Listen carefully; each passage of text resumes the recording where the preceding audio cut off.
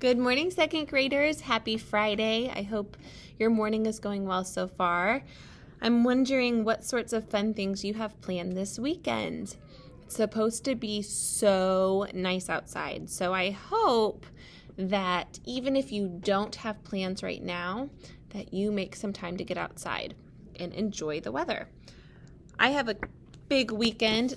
Today, my brother and sister-in-law are having twin girls, so I will be an auntie to 6 nieces in just a few hours. Right now I'm the aunt to 4 girls and twin girls born today, Riley and Izzy.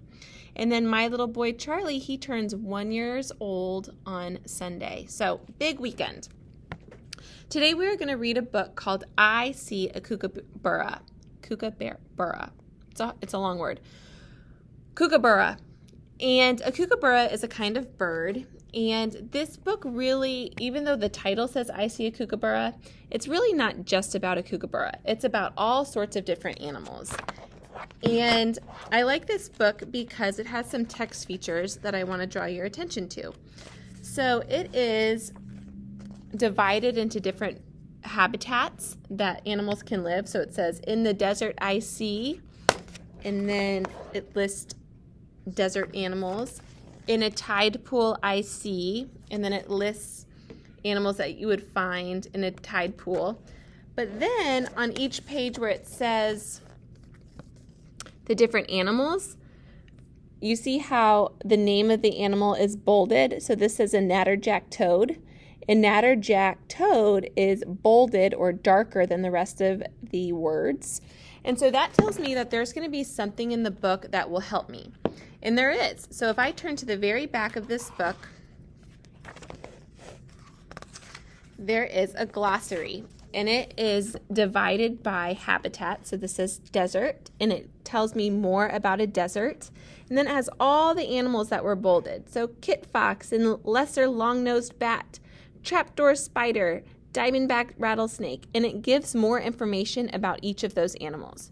So what I would encourage you to do is, I'm about to read this, and if you want to, you can listen to me first and then write down some names of animals. But I would encourage you today in your reading block, if you hear an animal that sparks your interest and you want to know more about it, I would encourage you to go on to Epic and type in that animal's name. I did it with a few already, and Epic doesn't have books about every single animal in this book, but they do have books about quite a few of them. So check it out if you want to do some more research on animals. All right, here we go. I see a kookaburra. It also gives a brief explanation of what the habitat is. So this says, in the desert I see, and it says this desert is in the American Southwest. And when I look at this page, I notice some cactuses. Do you remember what kind of cactus this is? Remember, we read a book called Cactus Hotel about the saguaro cactus. I immediately have that connection, and I'm wondering if you do too. All right. So these are all animals that you can find in the desert. A sharp-eyed kit fox leaving its burrow, a long-nosed bat sipping nectar from a flower, an angry diamondback rattlesnake buzzing a warning, a trapdoor spider waiting patiently in its tunnel, a tiny elf owl making its nest in a giant cactus. I bet that's a saguaro cactus. A javelina sniffing out tender roots, a kangaroo rat bounding over the sand, and a Gila monster creeping slowly over the rocks. Epic definitely has books on these 2 animals. All right. In a tide pool I see. This tide pool is on the southern coast of England. Do you see any animals in this page? A natterjack toad looking like a wet, bumpy rock, a stinging anemone hitching a ride, a sea star holding tight with all 5 arms, a peacock worm spreading its feathery tentacles. What? crickets? I've never seen anything like that. A hermit crab looking for a new home. A hungry oyster catcher searching for a juicy shellfish. A sea urchin, a colorful pincushion. A poisonous weaverfish waiting for its next meal. So remember, if some of these animals look or sound interesting to you, write down their name. In the jungle I see, this jungle or rainforest is in the Amazon River basin of South America. So all the animals that we're about to name are already in this picture. So can you spot any of them? Like an I Spy. A harpy eagle, the most powerful bird of prey in the world. A toucan in its large, colorful bill. A jaguar with a spotted coat that helps it hide in the forest's dappled light. A red-eyed tree frog, startling an attacker with its bright, big eyes. A young emerald tree boa. Born red, it will turn a brilliant green when it grows up. A rhinoceros beetle, the world's strongest insect. A spider monkey escaping danger by swinging from branch to branch. And the fierce-looking but timid green iguana. On the savanna I see, this savanna or grassland is in Central Africa. So remember, this is an I Spy. Can you see any animals that we're about to hear about?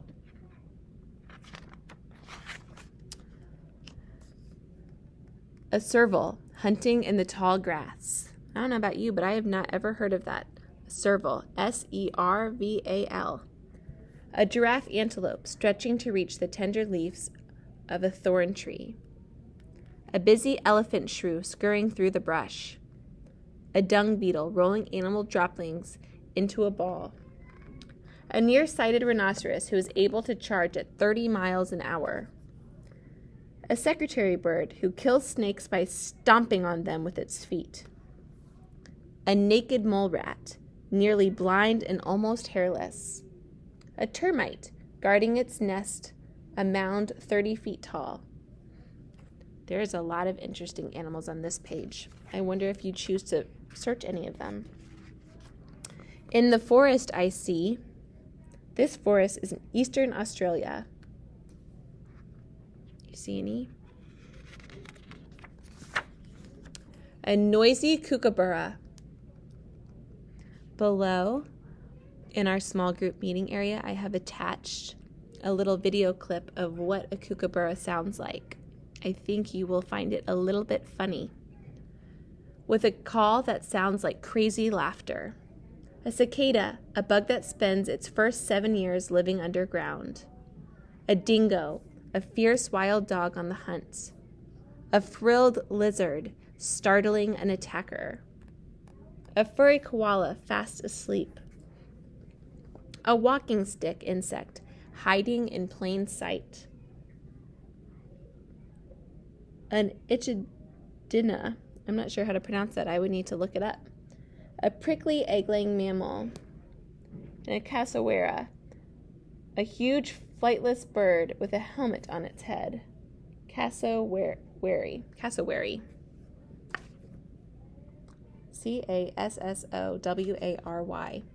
if that interests you. In a pond I see, this pond is in the American Midwest. I wonder if this is in Indiana. We're in the American Midwest. I wonder if you will recognize these animals that they say. A hungry northern pike laying in wait for the next victim. A kingfisher splashing into the water to catch a fish. A water spider with a bubble of air trapped in its web. A red-spotted newt warning predators to stay away with its bright orange skin. A dragonfly hovering lightly above the water. A great blue heron standing very still as it waits to spear a fish. A sleek muskrat going for a swim. An alligator snapping turtle buried in the mud. And that was the end of our book. The rest of the book is little blurbs. So I will read the one that tells us a little bit more about the kookaburra. since that was the title of our book. But then I encourage you to look on Epic. Okay, so a kookaburra. As the sun comes up, the kookaburra greets the day with a call that sounds like loud, crazy laughter. The kookaburra is a large bird about 18 inches long. So that is, let me see if I can see something that's 18 inches long. That's bigger than this book. It's probably like this big. It's a pretty big bird. It eats snakes, lizards, and other birds, and practices an unusual hunting technique. After catching a snake, it flies up into the air and kills its prey by dropping it from a great height. So that's something unique about it. It doesn't kill it by strangling or something like a snake would do. It drops it from really high. So I see a kookaburra. This is an author, Stephen Jenkins, and he writes a lot of books about animals. So if I also look at the last page, it shows me different books that he has written.